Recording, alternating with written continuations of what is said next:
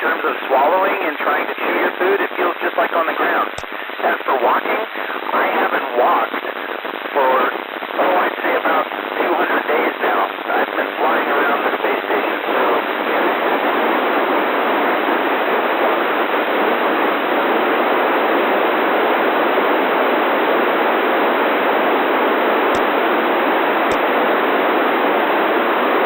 That is a great question. So on October 3rd, I'm actually going to return to Earth at the end of the month. It has a capsule that's very similar to, say, the capsules that took men to the moon, the Apollo capsule. So it's going to come back in, re-enter the Earth's atmosphere, and use drag to heat. It'll heat up and lose all of our energy through heat and slow us down. And then we have a big parachute that brings us softly down to the ground. Over.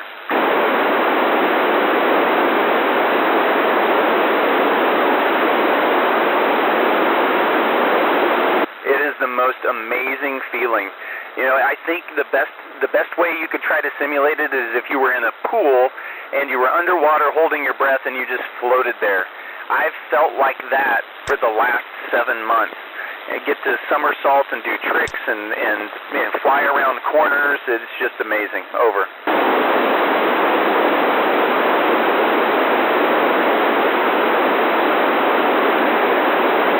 Ashley, well, you know, it's really hard because not only do I float, but water floats too. So it's not like I can have a shower rain down on me to clean off. So we basically just wet a towel that has some soap in it, and then we rub our skin to get clean and then dry off. Over.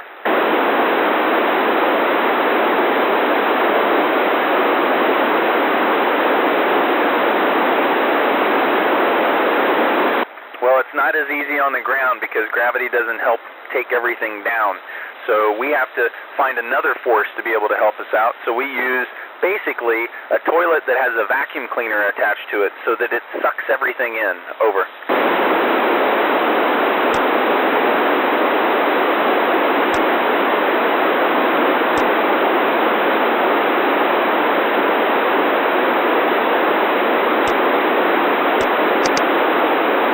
Yes, so it's football season, so I'm going to use a football analogy. I love them. So if I want to throw a pass down the field, I've got to throw the ball up so that it can go down the field, but I also have to throw it far.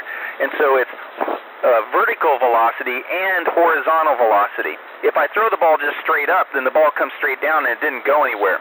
So now imagine I try to throw that ball as far as I can down the field. So now it has a nice big arc to it.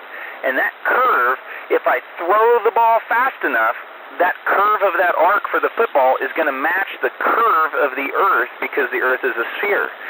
And so the magic number that we have up here to stay in orbit is 17,500 miles per hour. That's about 5 miles a second. That's how fast we need to go in order to match the curve of the Earth. Over.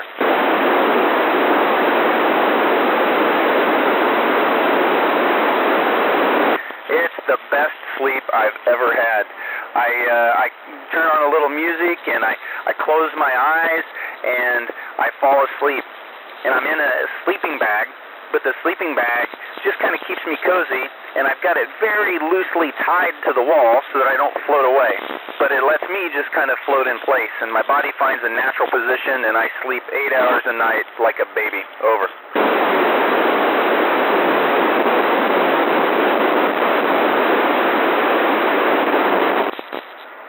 You know, so when I look out into space, space looks very similar compared to what you could see on the ground. The moon is about the same size. We're only 250 miles up, and the moon is 250,000 miles away from the Earth. So we're not much closer, so the moon looks about the same, and the stars in the Milky Way look about the same. I think I can see more stars, and I see more of the Milky Way because I don't have to look through the atmosphere. The biggest difference is I can also see the Earth at the same time.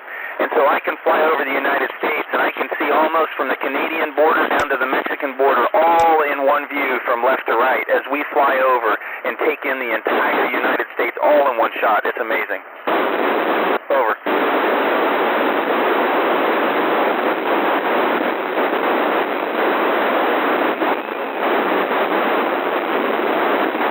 You know, we're only 250 miles away from the surface of the Earth, so we get as close to the sun as you do.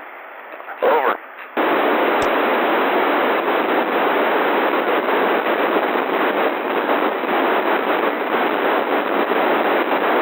Well, part of our training is for everybody to have some level of medical training so that we can help each other if we get hurt. Now, I'm also fortunate because one of the astronauts up here is also a doctor, so he can help me out. But, you know, we're not going to a hospital, so if things are bad enough, we would get in our Soyuz and land early. Over.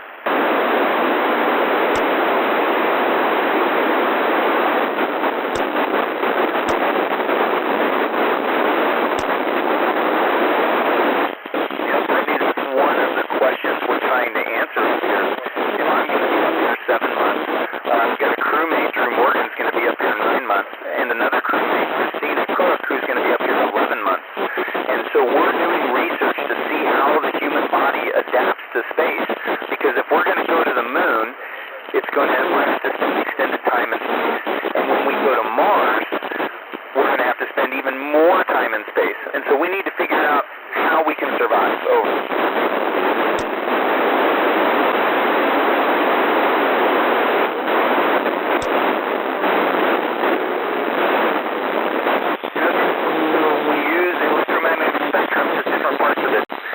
We have direct line of sight with UHF radios, and then we also use KU-band radios through relay satellites. It's almost electromagnetic spectrum. Over.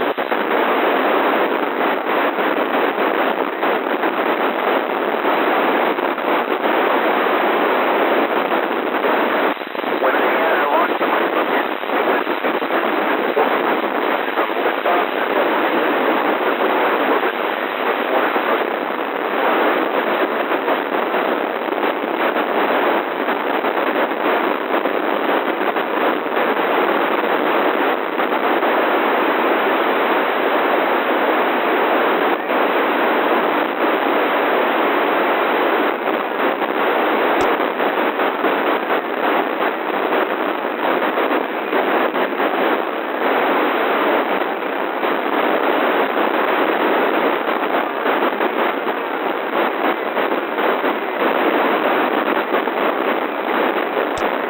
altre persone che lavorano lì e stanno lì, stanno pure loro là, vabbè.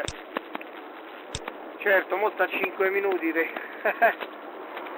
5 minuti di macchina vanno al lavoro. A te.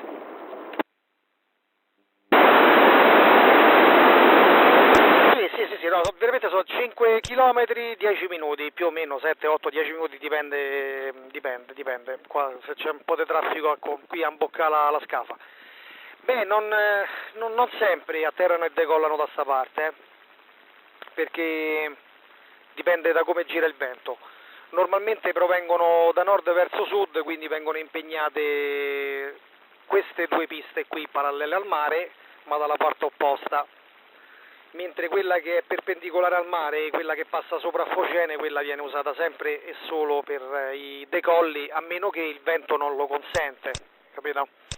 Allora la chiudono ai decolli e decollano da quest'altra parte. E fanno un po' di caciara in effetti.